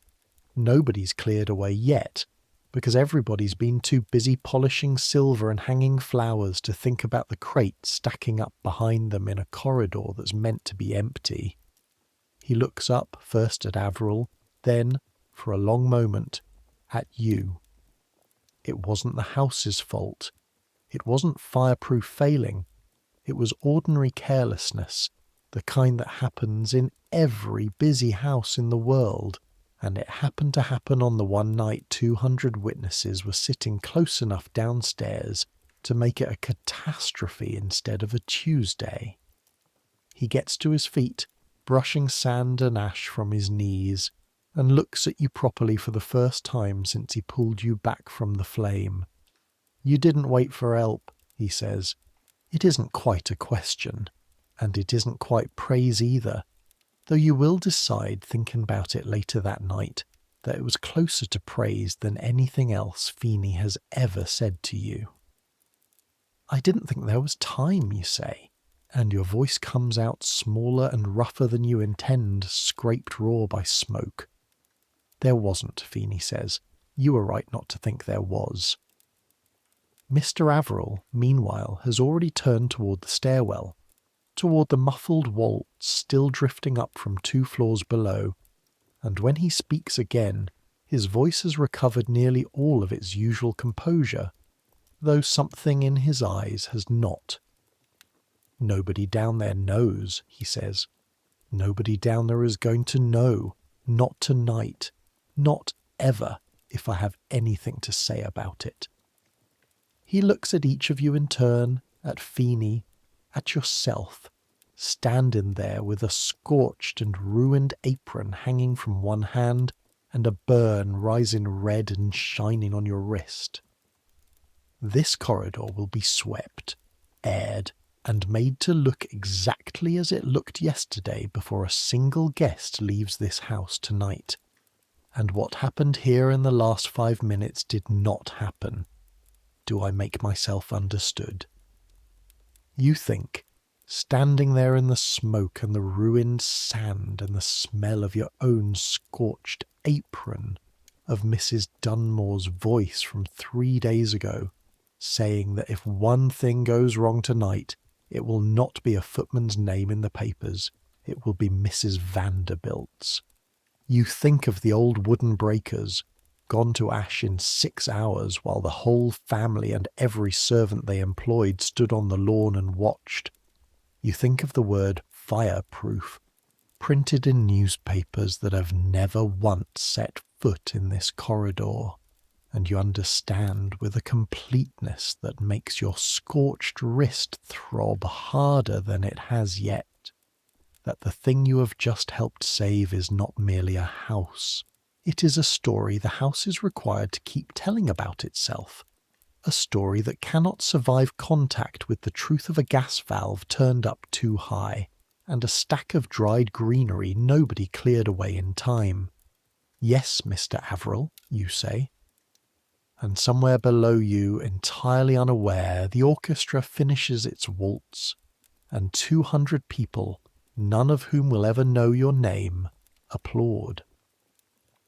You are back in the corridor within the hour, on your knees again, though this time not polishing marble but scrubbing scorched brick with a stiff brush and a bucket of clean water, working under Mr. Averill's low, urgent direction to erase every trace of what happened before the last carriages depart. Nora finds you there sometime after midnight, sent up with a fresh apron, and wordlessly a jar of the same lard she rubs into her own cracked knuckles, and she says nothing about the burn on your wrist beyond a sharp intake of breath, and a muttered word in Irish that you don't ask her to translate, and then she simply kneels down beside you and starts scrubbing the opposite wall without being told to, because that is what you do, in the house you actually live in, when someone you share a room with needs another pair of hands and cannot say so out loud. It is nearly 2 a.m. by the time the corridor looks, as Mr. Averill demanded, exactly as it looked yesterday, the crates hauled away and burned properly in the coal furnace, where Feeney can be sure they finished the job the corridor fire never got the chance to. The brick scrubbed clean of soot, a fresh gas mantle fitted to replace the scorched one, the sand bucket refilled and set back in its place along the wall, as though it had never once been called upon to do the only job it exists for. By the time you climb the last flight of stairs to your attic room, your whole body has passed through exhaustion into a strange, ringing clarity, the kind you will come to recognize over years of hard work still ahead of you, though you don't know that yet, as the particular exhaustion that comes only after real danger rather than merely long hours. Mrs. Dunmore is waiting for you at the top of the stairs, which surprises you enough that you nearly stop walking. She does not ask you what happened. You understand, looking her face in the low light of the single hall lamp, that she already knows every detail of it, that Mr. Averill has already told her, in whatever careful, controlled language passes between a butler and a housekeeper, when a house has nearly burned down around 200 oblivious guests, and a 16-year-old under-housemaid is the reason it did not. What she does is take your burned wrist in both her hands, gently, more gently than you have ever known her to touch anything in 3 months of working for her, and turn it toward the light to examine the raised red welt there. "That'll blister," she says. "Keep it clean and keep it wrapped, and don't let it near the black lead tin until it's healed. Whatever it costs the grates in the meantime, I'll square it with Mr. Averill." She's quiet a moment, still holding your wrist. "You did well tonight." You do not know what to say to that. In 3 months, it is the first time Mrs. Dunmore has said anything to you that was not an instruction, a correction, or a warning, and you find, standing there with your hand in hers and the whole house finally gone quiet around you, that you would rather have heard those 4 words tonight than any wage increase she could have offered you instead. "Nobody will ever know," you say, because it seems important to say it aloud, to prove to yourself as much as to her that you understand the terms. "No," Mrs. Dunmore agrees, "nobody will ever know. That is the arrangement this house runs on, girl, and you understood it faster tonight than most people understand it in a lifetime of service. The family gets the ball and the papers and the story of the summer's grandest evening, printed just as they'd want it printed, and you and I and Feeney and Averill get to know, for the rest of our lives, exactly how close it came to being a different story altogether, and we say nothing, because the saying of it would help no one, and would very likely end all 4 of our positions inside a week." She releases your wrist finally, and something in her face for just a moment softens into something almost like an apology. "It isn't fair. I'll not pretend to you that it's fair, but it is the work, and you did the work tonight better than I'd have believed possible of a girl 3 months into her first season." She goes back down the stairs, keys jingling faintly at her waist, and you go into your room, where Nora is already asleep, and you lie awake a long while in the dark with your bandaged wrist throbbing in time with your pulse, thinking about the word fair, turning it over the way you might turn over a stone to see what's living underneath it. The season does not end with the ball, though everyone in the servants' hall privately treats it as though the hardest part is now behind them. There are 3 more weeks of dinners and teas and calls, smaller, quieter events that feel, after the scale of the ball, almost restful by comparison, though your body, by this point in the summer, has stopped distinguishing clearly between one kind of exhaustion and another. It is during one of those quieter weeks that you have the only direct encounter of the entire summer with the young woman whose name you were told never to use. You're crossing the upper gallery earlier than usual one morning, before the household bell, carrying a stack of freshly ironed linens, and you turn a corner too fast and nearly collide with her coming the other way, and for one full second longer than any such second is supposed to last in a house built specifically to prevent it from happening at all. You are face to face with Miss Gertrude Vanderbilt, close enough to see that her eyes are grey, close enough to see, on her own wrist, half hidden by her sleeve, the pale ghost of an old scar that you will never learn the story of and have no right to wonder about. You do exactly what Mrs. Dunmore trained you to do on your very first morning in this house. You step back against the wall, you drop your eyes to somewhere near her chin, and you wait, silent, for her to pass. She does not pass immediately.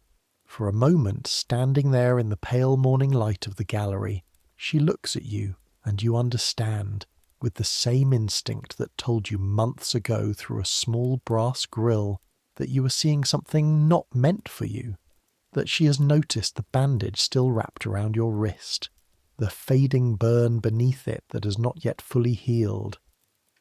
"That looks like it hurt," she says.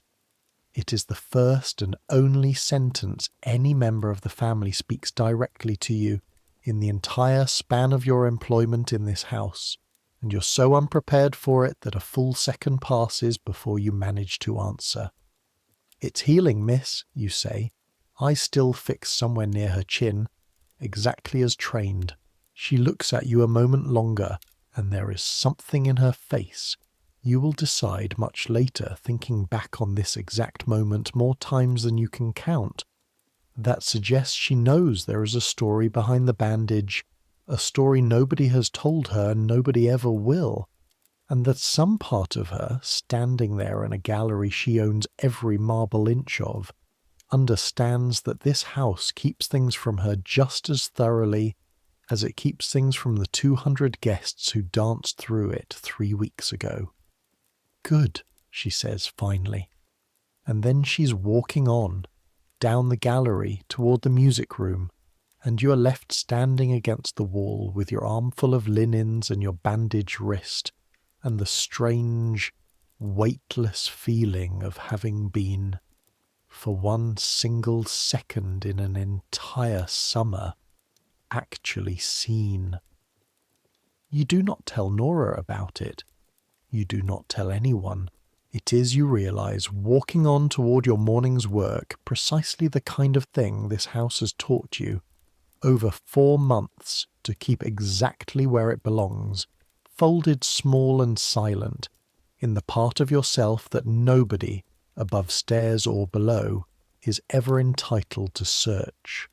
By the second week of September, the house begins its slow unwinding, and you learn that a great cottage closing down for the winter has its own particular rhythm, as demanding in its way as the opening of the season had been, though quieter, sadder somehow, the way the end of anything tends to be quieter and sadder than its beginning, even when the work involved is identical.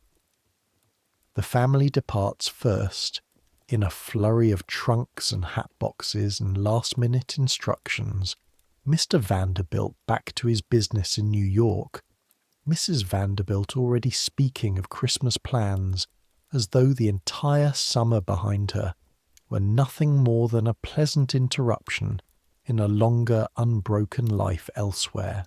You watch the carriages pull away down the long drive from a window on the 3rd floor, the one place you're permitted to watch such a departure, and you feel something you did not expect to feel, watching them go.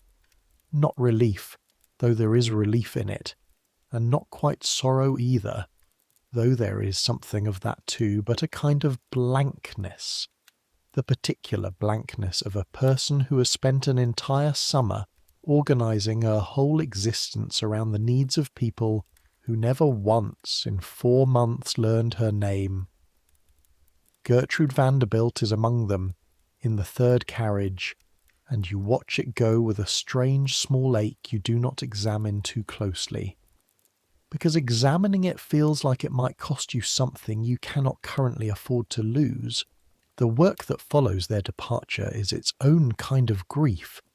in a way nobody below stairs would ever put into those words, but that you recognise all the same, having buried a father 2 years before and knowing what it looks like when people quietly, methodically, pack away the evidence of a life that was, until recently, still being lived in a particular set of rooms. Furniture is draped in white Holland covers, ghostly shapes filling rooms that a week ago held 200 dancing guests. Carpets are rolled and wrapped against moths. The silver you spent 3 days polishing to a blinding shine is wrapped in soft cloth and locked away in a vault beneath the butler's pantry, not to be seen again by human eyes until next June. The flowers, the great hothouse arrangements that once filled every room with colour, are long since gone, thrown out weeks ago, and the vases themselves are wrapped and boxed and stored, and the ballroom where you watch 200 people turn slow golden circles under a chandelier now stands empty and dim, its great windows shuttered, its floor bare, waiting through a New England winter for a summer it cannot yet know is coming. Most of the staff are let go for the season, paid their final wages and sent on their way with whatever reference Mrs. Dunmore is willing to write, and you spend your last evening in the servants' hall watching that long table, so crowded and so loud in June, empty out person by person, Sadie first, back to a sister in Providence, then 2 of the footmen, then the undercooks, until by the final night it is only the skeleton staff who remain to close up the house properly. Mr. Averill, Mrs. Dunmore, Tom Feeney, to bank the boilers down to their lowest safe burn for the winter, and, to your own quiet surprise yourself, kept on another fortnight past everyone else because Mrs. Dunmore, without ever quite saying so directly, has decided you are worth the extra wages it costs to keep you. You'll come back next season, she tells you, on your final morning, standing in the same office where she first inventoried your hands 3 months ago. If you want the position, I'll write ahead and hold it for you.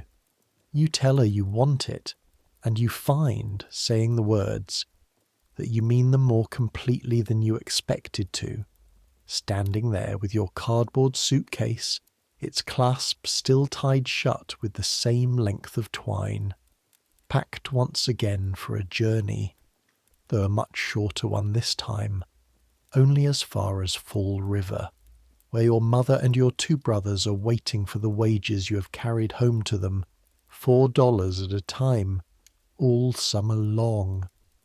There's one more thing, Mrs. Dunmore says as you turn to go, and something in her voice makes you stop and look back. What happened the night of the ball? I know you understand it isn't to be spoken of, but I want you to understand something else, something I'll only say to you once, and never again, because it isn't the kind of thing a housekeeper says twice. She folds her hands on the desk in front of her, and for a moment she looks, not like the woman who inventoried your palms on your first morning, but like someone considerably older and considerably more tired than you have allowed yourself to notice all summer. This house keeps a great many secrets. Most of them belong to the family, and it is our work, yours and mine and every soul who's ever slept under this roof for wages, to keep those secrets exactly where they belong. But that night belongs to you, not to them. You saved something they will never know needed saving, and the not knowing is the price they pay for living in a house built to keep them from ever having to see the ground it stands on. You don't owe them your pride in it. You're allowed to keep that part for yourself. You think about that sentence the entire ferry ride back to the mainland, your suitcase between your feet, the wind off the water cold enough now in mid-September to remind you that summer, even a summer as strange and vast as this one, does not last forever. You do go back. You go back the next June, and the June after that, And by your third season in that house, you're no longer the smallest, greenest under housemaid on the staff, but something closer to what Nora was when you first arrived. A girl other new arrivals watch out of the corners of their eyes to learn how fast they're expected to eat their porridge, how to load a coal hod so the weight doesn't strain your arms, which of the 11 staircases leads where. Mrs. Dunmore moves you up to parlourmaid in your 4th year, a small enough promotion in the grand scheme of the household, but one that means, among other things, that you are trusted now, with rooms the family might actually enter while you're still in them, provided you make yourself invisible quickly enough, and you find that 4 years of practice have made invisibility something closer to a second skin than a rule you have to actively remember. The house itself changes very little across those years. The way houses built to look eternal tend to change very little, but the world around it keeps moving whether the marble notices or not. Down the avenue, in the years that follow, an even grander cottage begins rising on a lot that used to hold nothing but lawn, and a scattering of old trees, a place called Rosecliff, and the servants' hall gossip about its scale away. 4 years earlier, it once gossiped about the scale of the house you already know every corridor of. There is talk, some seasons, of financial trouble reaching even the grandest names on Bellevue Avenue, a family selling a cottage here, another shutting up their house for a season, and claiming ill health rather than admit the truer reason, and you have learned, by your 4th summer, to recognise the particular quality of servants' hall silence that falls over such news, the silence of 30 people who understand exactly what it looks like from below when a fortune above them begins quietly to crack. Tom Feeney is still in the boiler room every summer you return, greyer each year, the scar on the back of his hand no less pale, and he never once, in all the seasons that follow, mentions the night of the fire directly, though there is a particular look he gives you sometimes. Crossing paths in the basement corridor. Coal for you, ash for him. That tells you he has not forgotten it either, and does not intend to. Mr. Averill retires in your 5th season, replaced by a younger man from a house in Lenox, who takes nearly 2 full years to earn from Mrs. Dunmore the kind of unspoken trust Mr. Averill carried without ever seeming to try for it. And you understand, watching the new man fumble through his first difficult weeks, something about the specific invisible expertise a great house demands of the people who run its second skeleton, an expertise no amount of good breeding or fine manners can substitute for, built only through years of learning exactly which corridor connects to which room, and exactly how much can be said, and to whom, and when. You never again find yourself alone at the small brass grill above the ballroom stair. You do not need to. You have learned by then everything that grill had left to teach you, that a house like this one is built in 2 layers at once, one meant to be seen and one meant never to be, and that the people who live in the visible layer depend, more completely than they will ever admit even to themselves, on the people who move invisibly through the layer beneath it, catching the small disasters, smoothing the small mistakes, carrying the family's secrets alongside their own, so that the story the house tells about itself to the rest of the world can remain, season after glittering season, exactly as polished and exactly as untroubled as the silver you spent 3 days shining before that first unforgettable ball.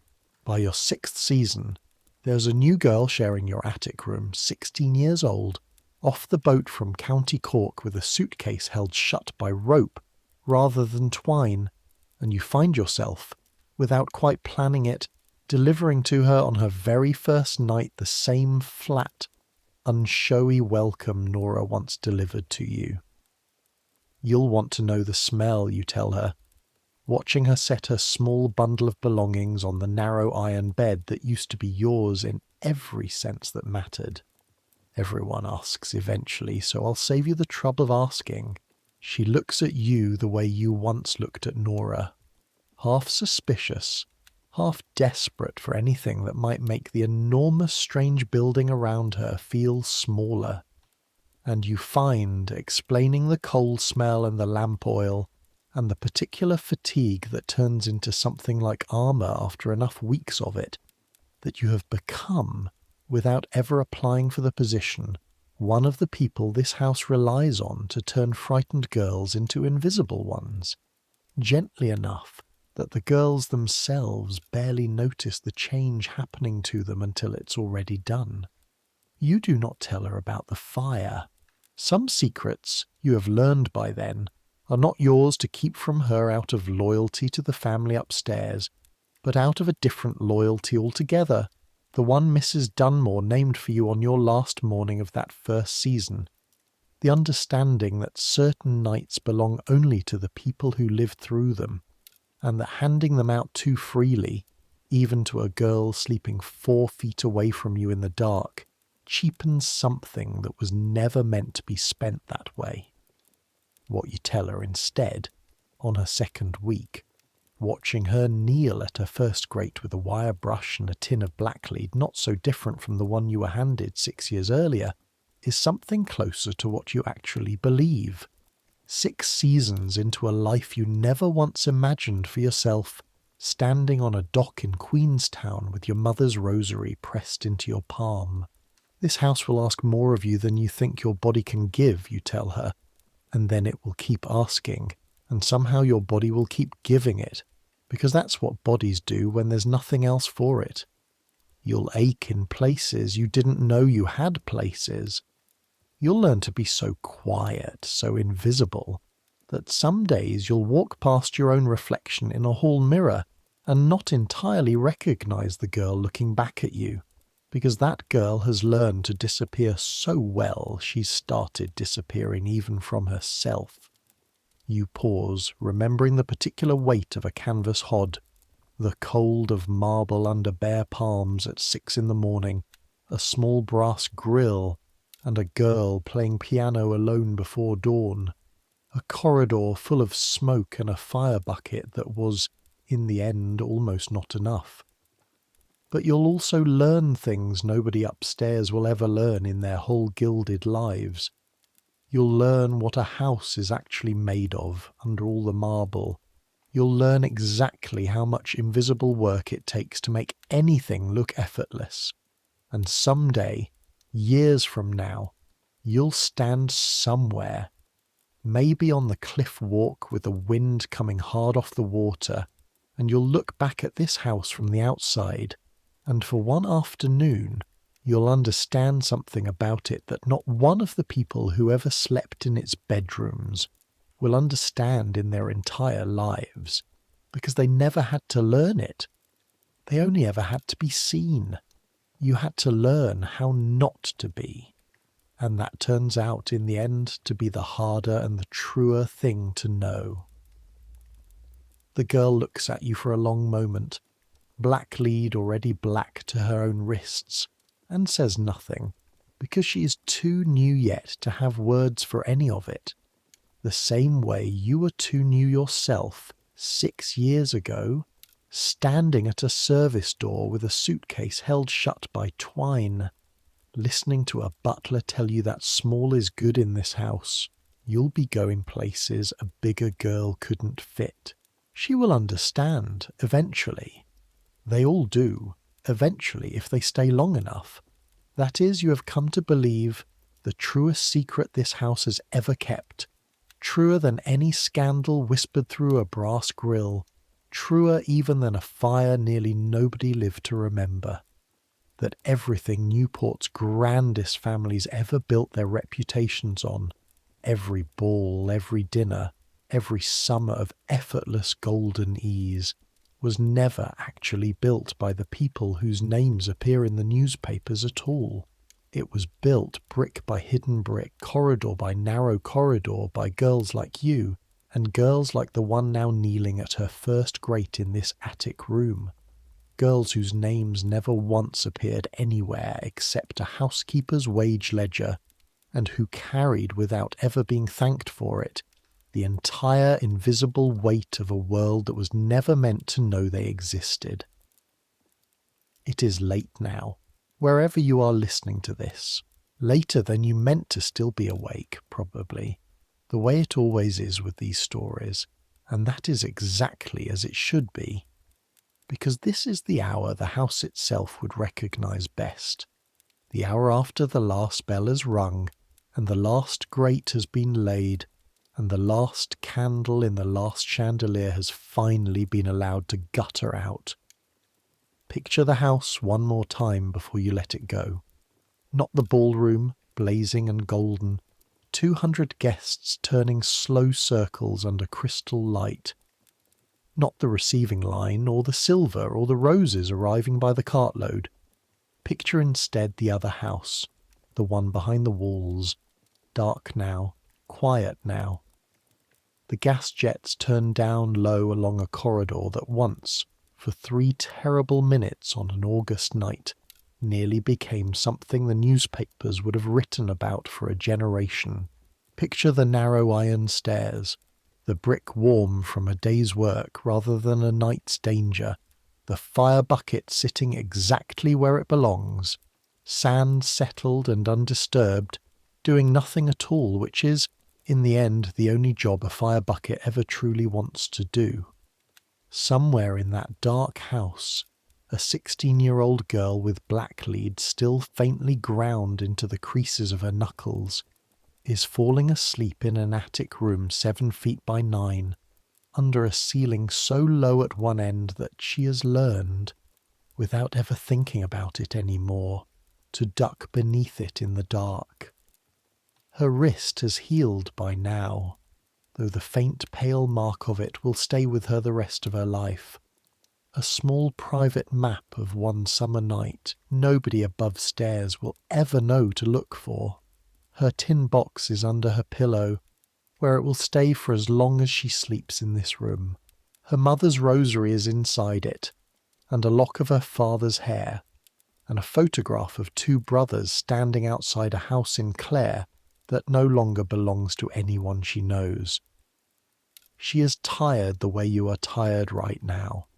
Tired in her shoulders, tired in her knees, tired in the particular deep, low place behind her ribs, where a whole season's worth of invisible work has settled, and will not entirely leave. Not tonight, not this year, maybe not ever completely, though it will grow lighter with practice the way every hard thing does eventually. Whether or not anyone ever notices the practice happening, let it come then. Let the ache in your own shoulders, whatever put it there today, settle the way hers settles, into something you can finally set down instead of something you have to keep carrying upright. Let the noise of your own day, whatever it was, fade away. The orchestra fades below a thick brick floor, present but distant. A waltz you can still hear the shape of without any longer having to dance to it. Let your thoughts slow the way a house slows once its last guest has gone, room by room, floor by floor, until even the grandest hall in it is nothing but marble and moonlight and silence. Centuries will not pass over this particular house the way they passed over the older ones in older stories, the ones with kings and executions and plagues, because this house is not yet old enough for centuries, not yet old enough to have forgotten the names of the girls who built its invisible half with their own raw hands. But years will pass over it all the same. The family who fills it with 200 guests every August will in time grow old and pass the house to other hands, and the ballroom will host other balls, and other girls in other attic rooms will learn the same 11 staircases and the same coal route and the same hidden grill, worked in brass leaves, that lets a person see a slice of a room she was never invited into. Some things about a great house never change, no matter how many decades roll past its cliffside windows. The marble will still be cold under bare palms before the sun has fully risen. The coal will still need carrying. The fire buckets will still stand quiet and full along the walls, waiting, mostly for nothing, and every so often on some night nobody upstairs will ever hear about for something. The human need for rest at the end of a hard day does not change either. It did not change for a Newport housemaid in 1895, and it has not changed for you, wherever and whenever you are, lying in the dark with this voice the only thing still moving in the room. Whatever your day asked of you, whatever weight you carried through it, that weight is not required of you any further tonight. You are allowed, right now, to set it down the way Bridie sets down her cardboard suitcase at the end of a long season. The twine still holding the broken clasp shut, the whole of it lighter somehow for having been carried the full distance without breaking. So let it come. Let sleep take you the way it eventually takes every tired body in every version of that house, above stairs and below, family and servant alike, because sleep, unlike almost everything else in a place built on invisible hierarchies and careful secrets, has never once cared which floor a person belongs to. Let the corridors of your own mind go quiet and dim, gas jets turned low, footsteps fading toward rooms you don't need to visit again tonight.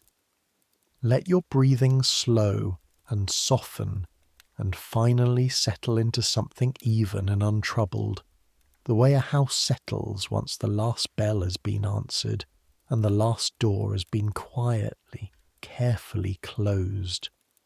You have earned this rest. Whatever kind of day built up the tiredness you're carrying into it, take it the way Bridie takes hers, without apology, without counting the hours left before the next bell rings, because right now, in this exact moment, there is no next bell. There is only the dark and the quiet and the long, slow drift downward into whatever dreams are waiting to meet you. Somewhere behind a wall you will never see, in a house you will never visit, a small brass grill worked in the pattern of leaves sits catching almost no light at all tonight, because the room on the other side of it is empty and dark and finally, after a very long day, at rest. Good night.